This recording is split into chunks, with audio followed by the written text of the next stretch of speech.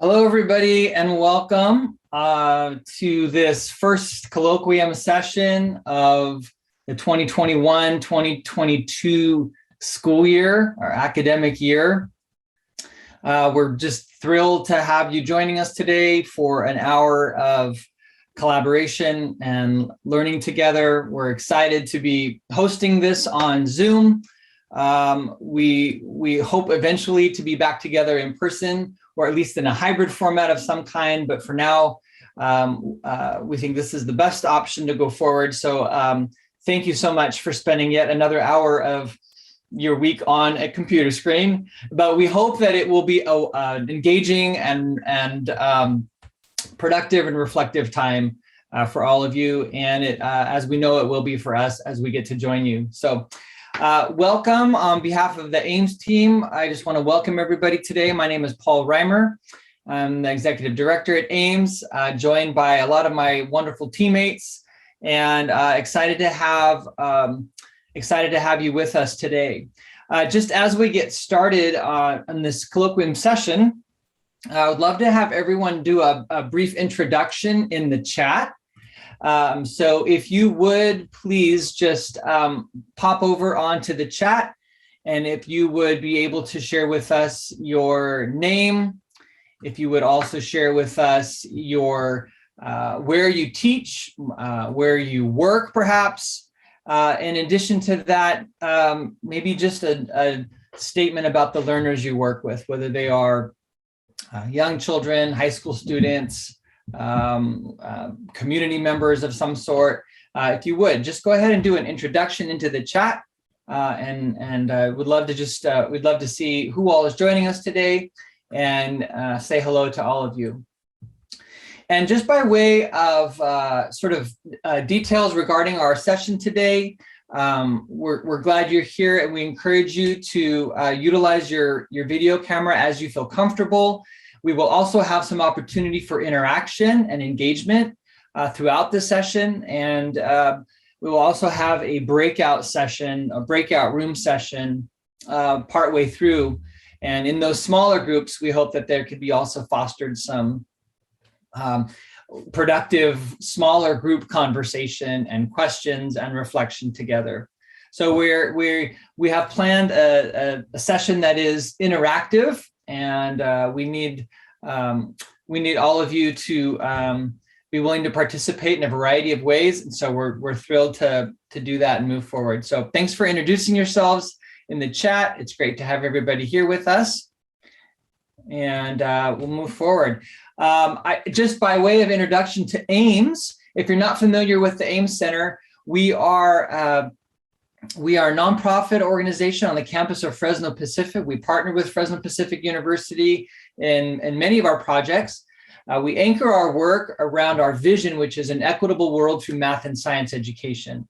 And these 6 core values really describe the kind of work that we do and the way of being that we hope to accomplish in the world. And that's through inclusivity, through empowerment, collaboration, through a human-centeredness, through innovation, and through diversity.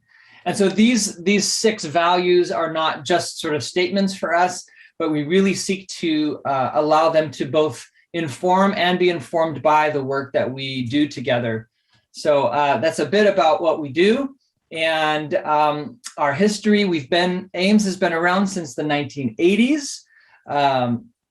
Just yet another wonderful thing that came out of the 80s, for those of you who remember that era.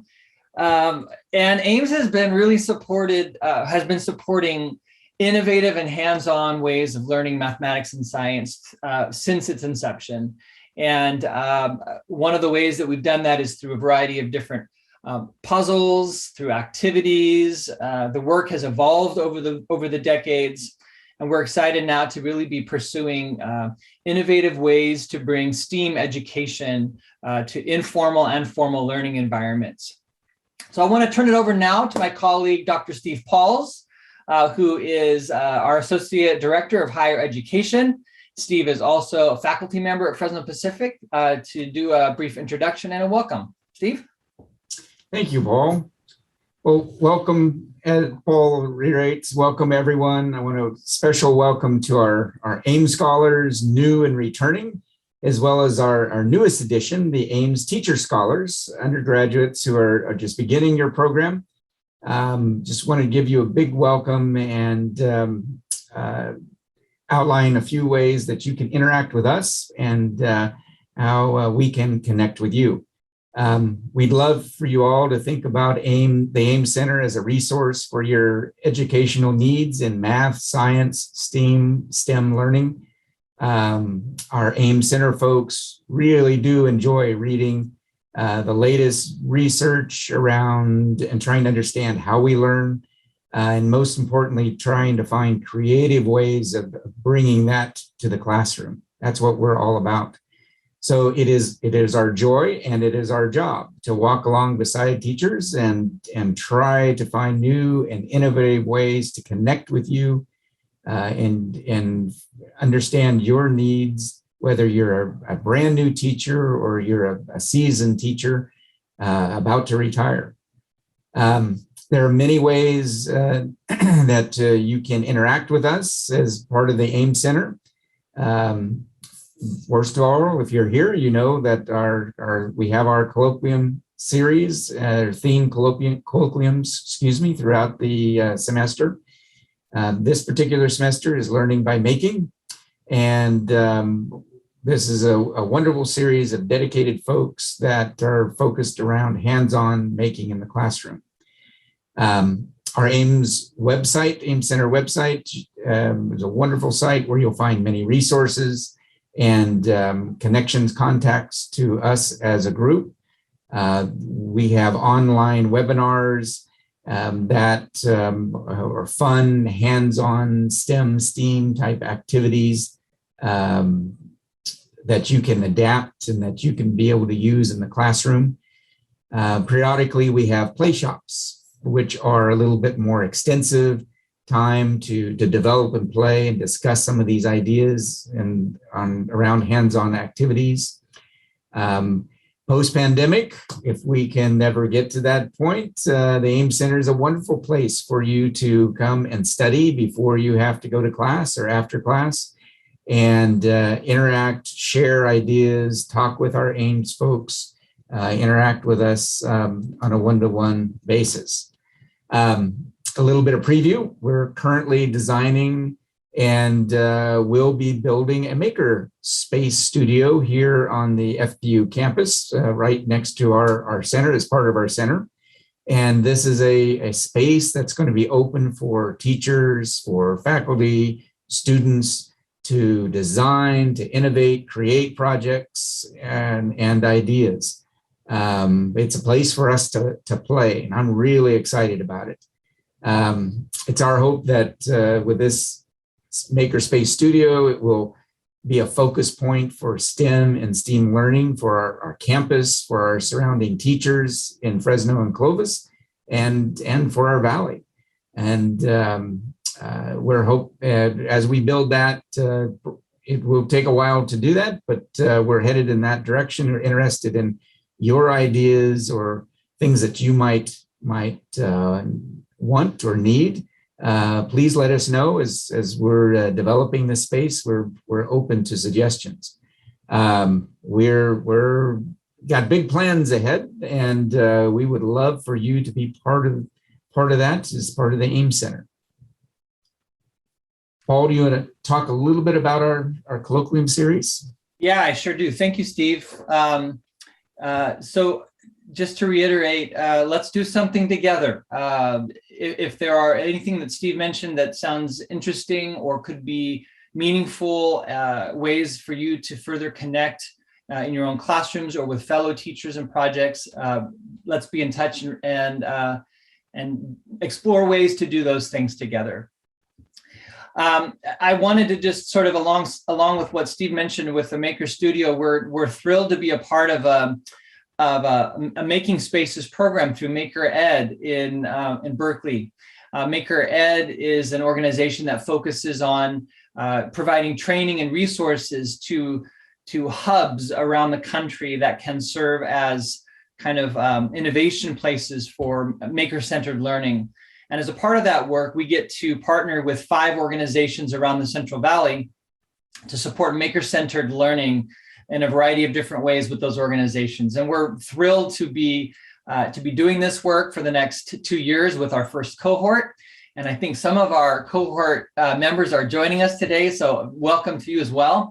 We're thrilled and excited about this. And as part of that work, we've really wanted to focus this colloquium series for the fall on thinking about ways and talking about ways that we learn by making. And it cuts across disciplinary domains. So whether you're a science teacher or a math teacher, whether you are an artist, whether you like to engage in crafting or in cooking, we want to really work deliberately to broaden notions of what participation in STEM and STEAM look like, and to really become more attuned to and provide more space for a variety of different voices that have been marginalized and have not been a part of like dialogues around STEM and STEAM education. So we're thrilled and excited to be doing that. And as a part of that work, and as a part of this series on learning by making, our AIMS team took a field trip last week to the Exploratorium in San Francisco. And as a part of that work, we met with a friend and colleague who works at the Tinkering Studio. And at the Tinkering Studio, they do a lot of making and a lot of creating, but they also do some tearing apart. And we became inspired by a photo that they had at the Tinkering Studio that is shown now. It was created by Toronto photographer Todd McClellan, who has done a lot of work disassembling things, everything from bicycles to smartphones. And you can see more of his work in his book, Things Come Apart, a tear-down manual for modern living. And so thinking about making leads us into thinking about unmaking or tearing apart or disassembling in some important ways. And we hope to sort of get into that a little bit today. But first of all, into the chat, would you please put down something that you have taken apart? What have you taken apart? This may be something from your childhood that you took apart, could be something this weekend that you took apart. But let's put some ideas down in the chat for what is something that you have taken apart.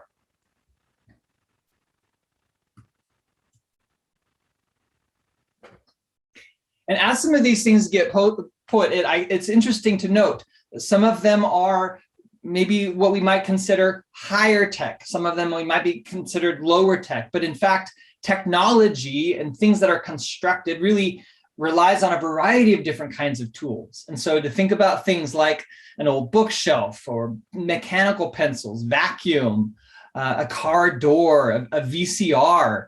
I don't know why you would take that apart. You're going to be using that every night. A Lego set, cabinet knobs. These are fantastic things. And so we came back from this trip inspired about taking something apart. And one of our colleagues, Scott, who's with us today, decided to donate to this first opportunity a Makita belt sander. And the Makita belt sander was the first subject for what we affectionately called our first take-a-party. And the take-a-party sort of was the intention to really think about what goes into this item, what's a part of it, how does it work, what makes it do what it is able to do. A belt sander takes a long strip of sandpaper and it runs it through a conveyor belt very quickly and basically sands wood or other material and kind of knocks off the sharp edges. So before we began, Scott and Elin did a little bit of brainstorming about what might be inside the Makita belt sander. And so here's a bit of a brainstorm of some predictions of what's inside of this thing. So dust, lots of sawdust, gears, springs, maybe a vacuum of sorts, or screws and bolts, or belts, motor brush, fuse. And so then sort of the deconstruction, if you will, began. And the belt sander, which was perfectly in good working condition, but also, as Scott pointed out, not cordless and probably 5 times heavier than it needed to be. The deconstruction began on this belt sander through unscrewing screws, through taking things apart, through sort of finding out how to get at a release mechanism that could sort of allow certain parts to come off. There were a few things that came out of this that seemed really interesting and began to provide some clues about perhaps how a spinning motion might occur within this belt sander, a lot of copper wire, how a motor might be causing some rotational movement. And then finally, in Todd McClellan style, a great photo that sort of shows all of these parts that went into the belt sander. And so to kind of pull this into our conversation today, we've also been looking at a book called Maker-Centered Learning. And in this book, one of the key points is that making and taking apart helps young learners recognize a world of parts and wholes, sequences, and interactions. And as well, not trying to fix a thing by taking it apart precludes the people who use it from discovering how it was put together in the first place. So when you don't take something apart, you don't have that opportunity to kind of see what goes together, how it works, what makes it function the way it does. And then finally, unless young people are provided with opportunities to notice and think about these designs, they may not become alert to the complexity of the made dimensions of their worlds. And so both by making, putting together, creating, repurposing, and taking apart or decomposing, deconstructing, disassembling, we can learn more about the world, and young people can think about why certain things might be the way they are. So to engage us in a more kind of hands-on, practical application of both making and then taking apart, we're going to use some paper. So at this point, I'm going to turn it over to our colleague Aileen, who's going to guide everybody in a hands-on exploration of a magic square. And you'll need a few materials there. As you can see, you'll need 1 to 2 square sheets, or probably one. I'll need 2 because the first one won't work out right for me. But 1 to 2 square sheets of paper, small stickers or marker, and a pair of scissors. And so through this next process, we hope that that you'll be able to engage alongside us and share about how that's going. So Aileen, I will turn it over to you. Sounds good. All right. I'm excited because part of what we talk about, we have to actually do ourselves, because when we're makers, even in the smallest ways, we can see what it's like to make something, to stand back, to be proud of it, but also to reflect and analyze it. And I hope that's what we get to do today. So like Paul said, you need any sheet of paper. It doesn't have to be any sort of thickness or anything. You can even go get a piece of newspaper. You just need a square sheet of paper. So I'm going to turn on my dot cam and be talking you through this, this process. I hope we're doing it together so that if I need to slow down or I need to clarify something, feel free to put that in the chat. And I'm sure Paul or Steve will, stop me or pause me to just let me know to slow down or to do something maybe you missed while you were engaging. So here we go. Let's see, put on my camera here. And you'll see my sheets of paper. I just went and grabbed some color sheets of paper. I usually grab 2 so that I could overlap them like this and make a nice square.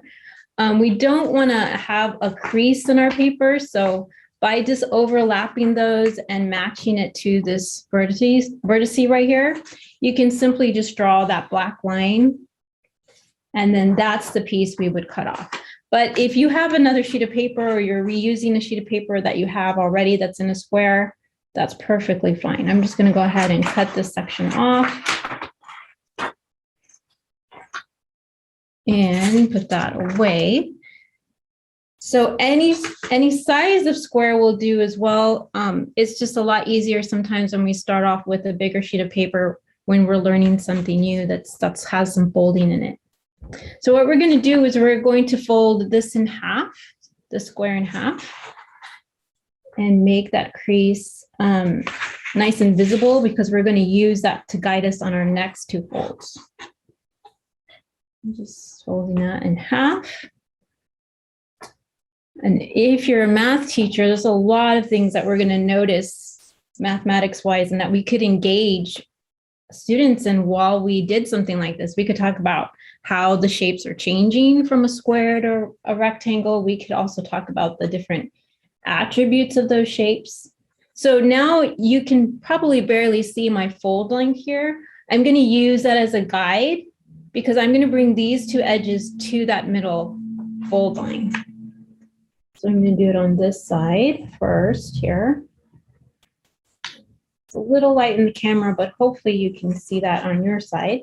And then I'm going to bring that other side and match it. I don't want it to overlap, but I wanted to get it as close as possible. And make those creases nice and flat.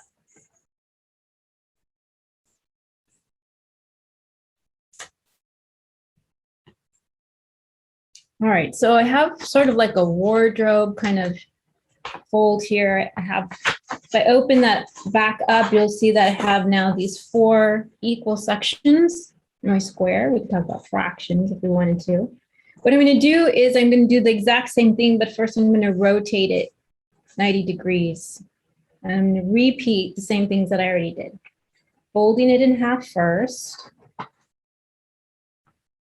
And if I was teaching, I might ask the students, if I repeat it, what will the paper look like at the end? I might get a lot of different answers. Wonder what you would answer. Would you call it a grid? Would you call it a bunch of squares? Would you call it an array? So now I'm taking those 2 edges back to that center fold. Making my creases on both sides there to the center.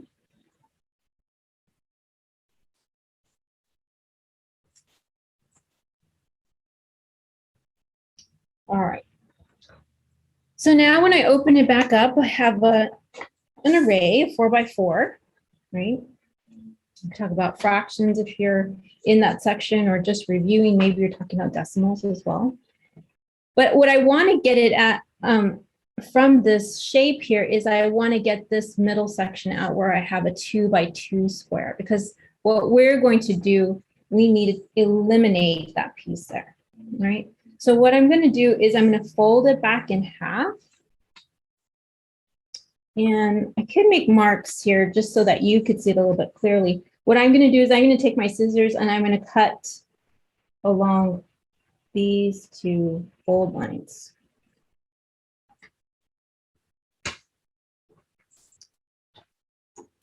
So I'm going to cut that first and just go up to there and stop. And then same here.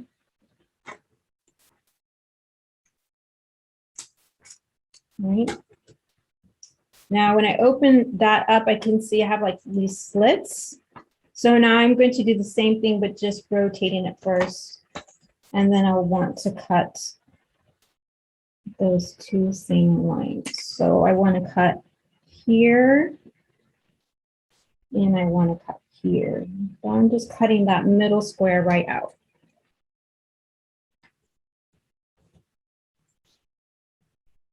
Okay, so grab my scissors and cut that.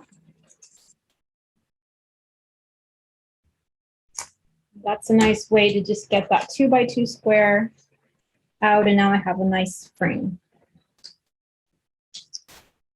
All right, so we've done our cutting, we've done our folding. All we're going to do is kind of put this together, okay? This is what we're not going to put any new fold lines in here. So what I'm going to do is I'm going to just follow around counterclockwise. So I'm going to first lift up this bottom edge. And then I'm going to put this right side towards the center, fold it in. And I might have to change my creases and just push them down a little bit so that they'll lie a little flatter. I'm going to do the top down. All right.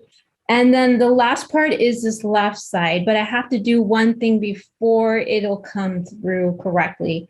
And this is really changing where the fold is. It's kind of flipping where this fold is. So I'll do it really slowly. And if I have to do that again, I will. So when I'm bringing over this side, I want to reverse this fold. So it's going to have to tuck in.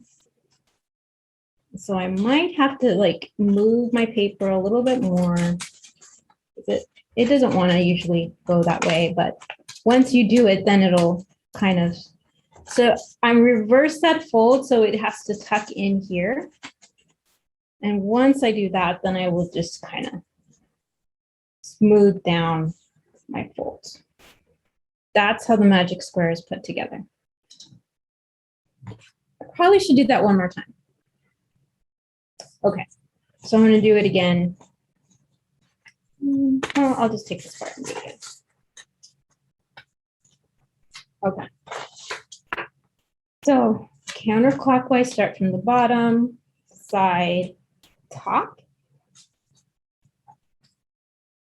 Folds down. Okay, so it's this fold right here that's going to get tucked in behind this flap here. So I'm pushing it and reversing it because it was sticking out. I'm going to stick it in. It's going to become a valley fold, but this whole side has to follow it. So by doing that, it gets tucked in.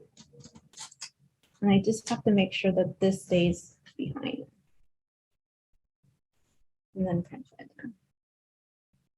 How did we do? Okay, we could put a thumbs up maybe, or maybe a thumbs down and just see it again. It takes a couple times to see it sometimes. All right, I got it. All right, I can see some nods. Okay. So this is where the aha kind of happens. What we're going to find is that we have more than what seems like we have. This is more than what it seems. So what we're going to do is we're going to make a mark on these 4 quadrants that kind of like is a placeholder and reminds us that we've been here before. Now, there's a lot of ways to do that. There's some fun ways. You can get some stickers that are all different kinds. You know, we may do happy faces that are all pink right here. And then on my next layer, I can use my red happy faces, or I might do some soccer balls. But But the point is here to make the same kind of mark or the same color so that you know I've been at this layer before and you can recognize it. So if you want to use a marker, you could use a marker and you could put blue stars on each of those. And that would be a way to remember, okay, so I've been here before.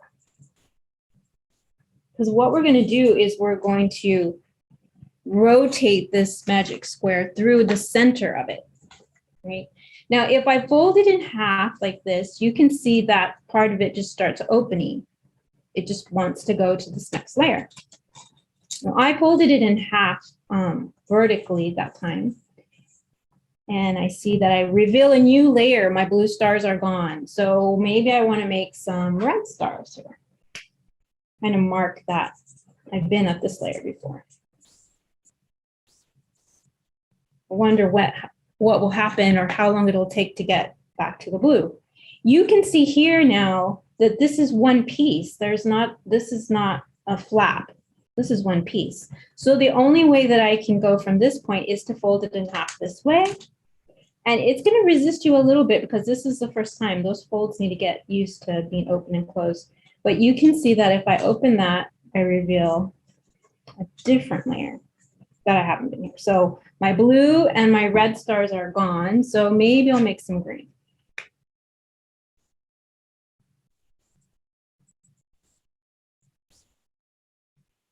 Now my paper's kind of thin and a little bit light, so I can kind of see the stars underneath, but I still don't know. Am I going to reveal a star or am I going to reveal another blank slide? So you can see once again, now these sides are whole because those are fold lines. So I'm going to fold it in half vertical. That's going to bring another layer. All right, what about orange?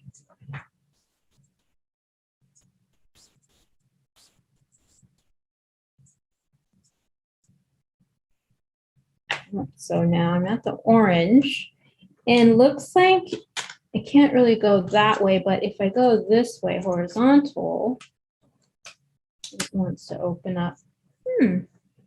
Back to my blue stars. So at this point, I can start thinking about predictions. I've done 4 layers already, and it looks like I'm at the blue. I wonder if you were back to the beginning or did you find something else? Now, I remembered when I started, I went this way and opened to the red, but what if I go horizontal? Oh, there's another layer. So I'm not back to the same loop. Okay, so I'll do purple. Now I'm at 5 different colors I've used so far. Let's see, if I go towards the middle again, because that's the only way I can go here. It just folds down a little bit. And let's see if I can open this one up. Oh, another blank one. All right, so let's see, I've used, maybe I need it dark pink. So now I'm at 6 different colors. All right, so let's see, I can go back horizontal again. And we'll have a new layer. Oh, now I'm at the orange. So we can start seeing that if we keep repeating that, we have some places we can make choices, vertical, horizontal, and we can kind of start thinking about, well, what do my choices, can I predict my choice? Can I predict what next color will be there? Looks like from this point on, I've visited every one of these layers. Interesting. So we've put together something by following directions that maybe didn't turn out to be what we thought it would be. Maybe we've been a little bit surprised just with how many different colors. And if I turn it around, I see my pink over here. So I've used all of these colors, looks like 6 different colors. And I wonder if there's a pattern or a way to predict the patterns. And I also wonder what the parts look like that made this whole. And so, is there any questions or anything that we wanted to review about making this? Because we wanted to go into some small groups and do a little discussion about what we've created, what predictions do we see, maybe what patterns you're already noticing.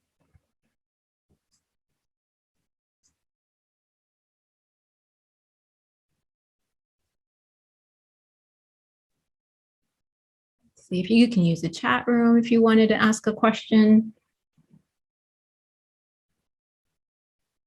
Good. All right. So should we go to breakout rooms and have a little discussion about this? We can come back and share our ahas a little bit and talk about what pieces we saw and what parts we saw. Yeah, definitely. Oh, Kimberly wants to open it. Don't open it yet. Oh, yeah, because that's the whole take a party part. Yes. So yes, let's go into breakout rooms. Aileen, great idea. We have a few questions in addition to your own, and in addition to some of the questions that Aileen just posed. We have some other thoughts that you might talk about in your breakout rooms. We have these three kind of conversation starters. How many layers does your square have? Are there different cycles it goes through when opening? What do you predict will happen when you unmake or take apart your magic square? What's under the hood of this? Take it apart and see if there's something that you notice there. And then what else do you notice? What mathematics or science can be explored? So we're going to do that. We're going to move into breakout groups now. And we'll probably, I'll post these again in the chat. We'll have about 10 to 12 minutes in those breakout groups. And so, Chris, if you want to move those forward for us, and then we will see you all back here in our main session in about 10 to 12 minutes or so. All right. Welcome back, everyone. Hope you got to have some good conversations of your ahas, what you're noticing. We just wanted to go back to my doc cam real quick because maybe you already did this because you just couldn't help yourself. But did you open up your square and see what it looked like? So if I open up my square, since I didn't use any adhesives, I can always put it back together. But we were thinking about what would the pattern look like back at the frame again. So the frame here now shows me the layers that I was seeing together. Like I was seeing these two pinks together in one layer when it was a square. I was seeing these two greens with these two greens. But maybe what we didn't expect is to have this last layer be separated and isolated. It almost pauses each of those twos. You get it. You get one of those and then you get another two. When we take it back to the back side, we see the same kind of thing. Depending on what colors we look, we have the two and then these one blue stars that are almost like in another square, corners of a square. And then we see our two reds here and two reds here. Now, when you do something like this, like a star, you can't really look at the orientation because they all look the same. But if I show you one that I did with the stickers, and you can tell which sticker is upright or not, maybe I'll put this in the back so you can see it a little bit better. You see here, my stickers are actually upside down. I can tell they're upside down because they had the word excellent here. And so I'm like, okay, so did those start off right side up? How did those turn around and become right side up? Right here, that's upside down, but this one is up straight. So maybe it was like this when I started, but even if it was like that, I still have this one upside down, this one upside down. So the orientation of the layers changes as well. And you can tell that if you use stickers maybe that have words on them or have a right side up as well. So here I can see my great job stickers, which were yellow, are one layer. But then right here where I have my red ones, these two are right side up, but these two are backwards, they're upside down. And both my orange ones here, right here, are upside down.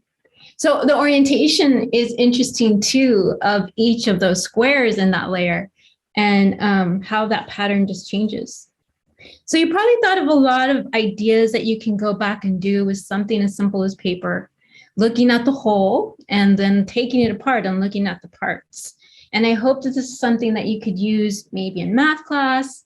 We talked about in our group how you could put sight words here or vocabulary words here and have students maybe generate sentences or paragraphs from the words that they're studying. Well, what we love to do at AIMS is always encourage more exploration. So here's another parts and wholes. This takes 6 sheets of paper, folded pretty much like, the fans that you made when you were little and made a fan, just folding, reversing that.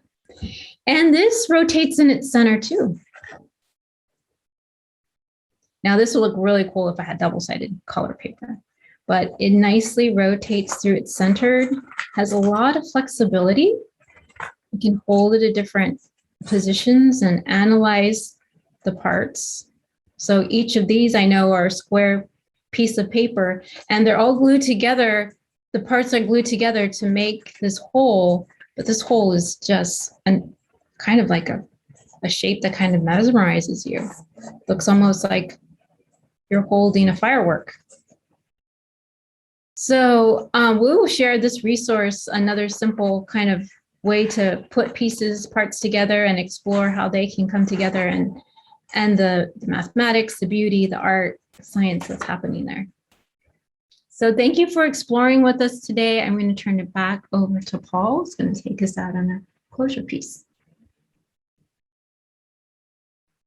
Thank you so much, Aileen, for that. And I am mesmerized by that firework at the end and the way that just keeps rotating. I'd love to have that on a loop and be able to watch that some more. So yeah, excited to share these resources with you as well. And just kind of want to end with an opportunity for reflection. If anybody would like to share out here in the group, we'd love to just kind of hear from any of you. Is there anything sort of that taking apart, added to your experience? Now, some of us, because of time limitations, we're still working on the constructing part before we sort of got to the taking apart part. So constructing, putting together, or taking apart. And also, like, any thoughts about what young people might learn? We've already talked about some things, but from the making and taking apart of paper folding. Kimberly, did you have a hand up? I did. And yes. Even though I was not 100% successful, my failures definitely were an aha moment. It led to a lot of collaboration and discussion, which is just as important in learning, to talk and work through things with peers. So that's, even if you fail, you're still getting something from it. So it's very scientific in that sometimes our failures teach us something else. Totally. Thank you. Any other thoughts or reflections?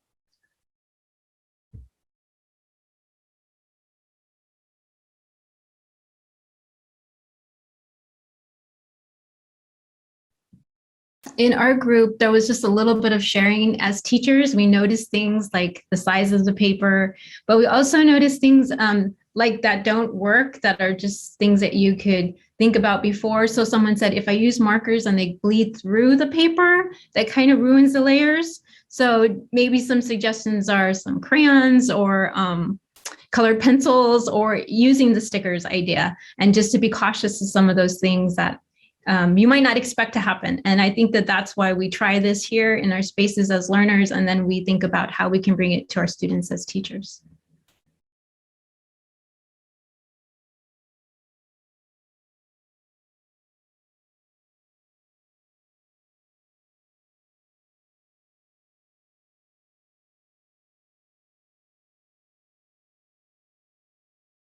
Are there other things that might be taken apart in teaching and learning? Other things that may not even be physical, tangible things, but anybody think about something that could be constructed or deconstructed?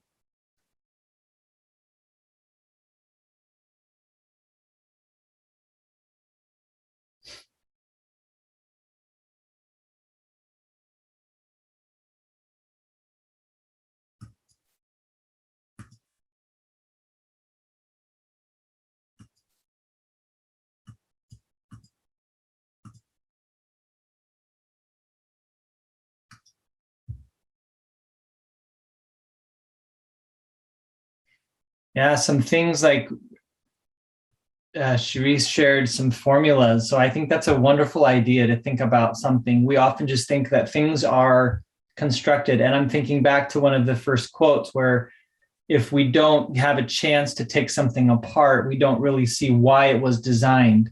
And so to take apart a mathematical formula, to see the parts of it and how they go together for the whole can be very helpful and can provide a sense of agency and ownership in that. Other things like putting information together, breaking it apart, sentences, paragraphs, stories, even maybe within music, an opportunity to take a song and to kind of take it apart into its pieces and then put it back together again. If you were like me with this project, I had the opportunity to kind of put it together and then take it apart and put it together and take it apart and do that process over and over again. And I think the repetition of that can be also a helpful way of better understanding how something might work. Thanks, Scott, for the podcast. Shout out Song Exploder, which does just that. Take apart, put together. Well, thank you, everybody, so much for engaging with us today. I'd like to just sort of conclude by highlighting a couple of our upcoming talks. In October, we're thrilled to have our good friend Carol Tang come and visit and share with us. She's the executive director of the Children's Creativity Museum in San Francisco, California, works with learners of all ages. Carol will be sharing with us in October. And then in November, Dora Medrano Ramos will be sharing with us. Dora will be talking about making and equitable practices and mathematics. She's a lead maker trainer at Maker Ed in Berkeley. So in whatever ways you find that you're able to incorporate making and unmaking into your classroom teaching and learning, we encourage you, if you need more ideas or you'd like to try things out, we're always willing and excited to share with you and to learn from you and with you. And if you're interested in other opportunities, we have a series at AIMS called Hands Online, and we are doing a number of these this fall. Our next one will be in October. We'll be doing an event on circular weaving. We'll be doing in November an event on cooking with steam, and then in December, pop-up cards just in time for the holidays, but also thinking about how those go together and come apart as well. You can see all of those events and more at our website, aimscenter.org/online learning. So thank you, everybody. Thanks again for joining. Thank you, Steve. Thank you, Aileen. Thank you, the AIMS team, for joining as well. And I hope everybody has a wonderful rest of the day and a great week.